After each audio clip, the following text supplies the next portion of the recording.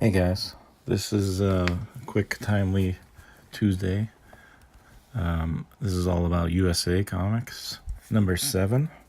What I got here is a bunch of them. I like to save as many pictures as I can, but what I'd like to talk about is the cuts of Golden Age timelies. Now, cut is, I'm not talking about trimming per se, but I guess it's the trimming that they do in manufacturing. And on Golden Age, this is always off. Like, you almost never see two that are the same. And I'm just going to show you a few examples of that. These are so nice. This is one of Alex Schomburg's best caps, I think. All right, here we go. So now you could look here in the lower part of the book. You see two differences of the cut. So look at the detail in that boat.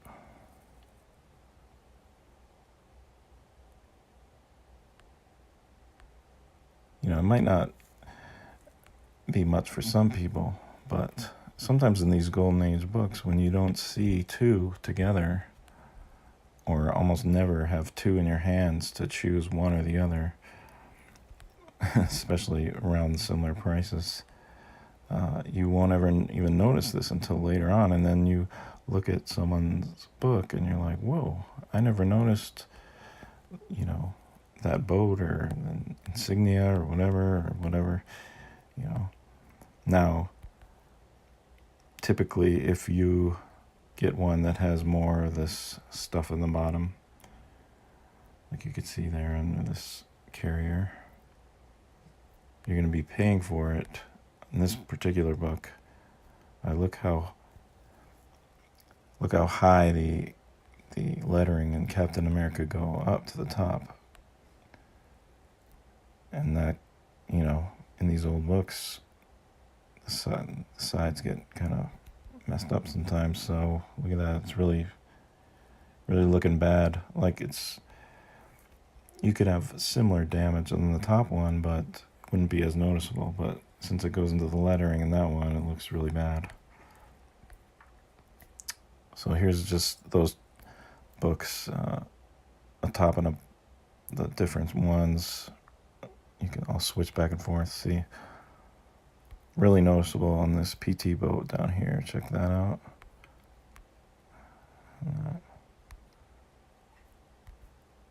Boom.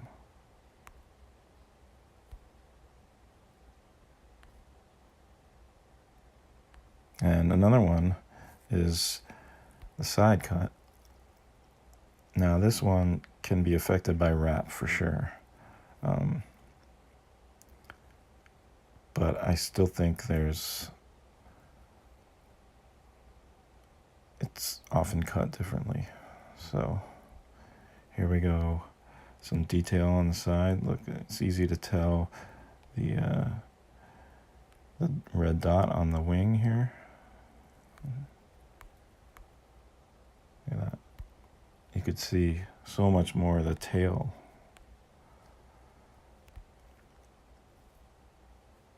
Now, on this side, the wrap doesn't really make a difference, right? Because nothing's gonna be hidden. Despite how bad the wrapping is, you're gonna see the whole cover. But on the other side, this can sometimes be changed with the wrap. But here you go. Look how bad it eats into that number 7.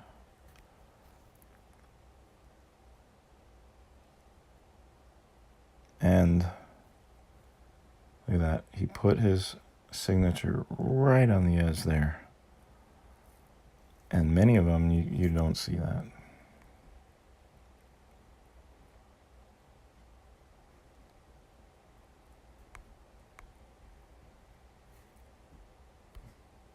So let's look at that again.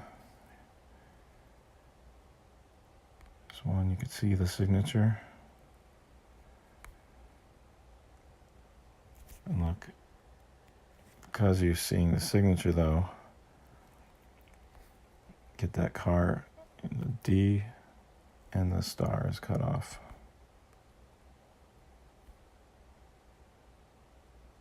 This one's better centering maybe, but no sig. Now it might be, looks like it, the wrap, and this particular one, the wrap might, if you had this changed, perhaps, pressed or whatever. I don't know much about that stuff. I wouldn't really do it for something this old, but maybe you could roll it enough to get that sig, but maybe not. I don't know. I'd have to see the book. And let's see, what else did I have here? Oh yeah, this is a classic cover, that's what they say. And look at the numbers on this.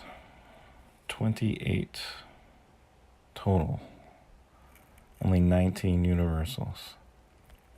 Highest is an 8. Highest is a very fine. Yeah, it's a nice one. Very nice.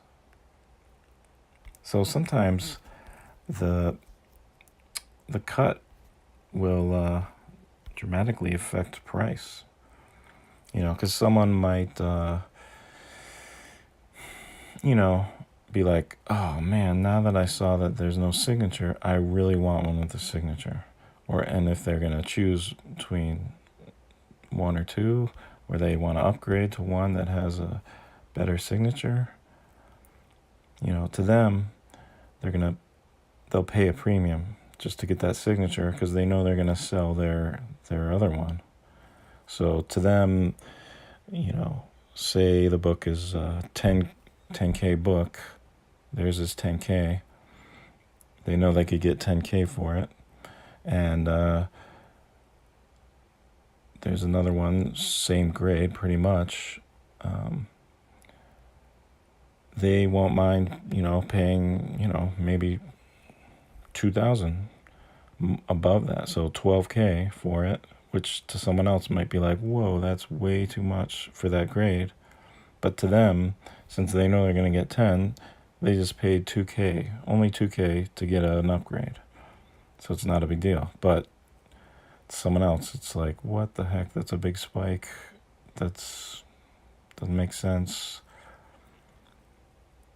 I mean, it happens in Silver Age too, for sure. The perfect centering and all that stuff. But yeah, it's just something to point out. Another thing with these, the irregularity of the cutting also makes marrying covers pretty difficult. If you don't know what marrying means, it means, say you have a book, you find one raw and it's incomplete. Maybe it's missing the whole cover, or maybe it's missing a centerfold, and then you find another copy. Because of the cuts and the ups and downs, and even if it was cut nicely, the staple placement, 1 or 2, is usually almost never the same on these. So if you're going to put a centerfold in, the chances of it lining up perfectly is sometimes even the paper size is completely off. Not just this, not only the staple holes. Same thing can go with the cover. You can get a cover that's too small for an interior, or way too big. But, every now and then you'll have a perfect match.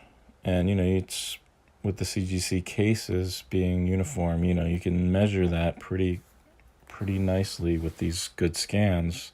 And so every now and then, if you're trying to marry a big ticket book, and it looks like perfect, and maybe even the staple hole you could tell is like perfect, I mean, that thing will, for the right person, will go for a ton of money, because they want to marry that. And if it's good enough, it could grade as a blue label if they miss it. CGC isn't perfect. One last thing is it's for another video, but another thing, sometimes the price increases can be for registration, which is where all the 4 colors in the print line up perfectly. And often that's different on a lot of these. So you could see on this one, look at that. See on the top of this shield here, there's see that yellow up there? And then right here, there's yellow right above that red, the shield. Don't ask me why his shield is yellow and red on the inside, but it's pretty cool looking. But and that doesn't look too bad, because it's kind of like could be maybe a highlight or something, but it's totally off, because check out this red. Should be inside that Japanese insignia on the plane, and look how low it is. Now, on a lot of Schomburg covers, he uses black outline in a lot of all over the place in his detail work. So, and that actually helps, because, like, for instance, the red up here, even though it's shifted down, it goes right into that black. So the black would be printed over it. I think the black is printed last, so you don't see it. But right here, yep, red shifted down. Now, that doesn't really bother me very much. But this one, look, okay, so for instance, that red's pretty nice. There's no yellow there anymore. And look at that. It's almost perfectly in line with that insignia, or marking, whatever you call it. But check out this blue right here.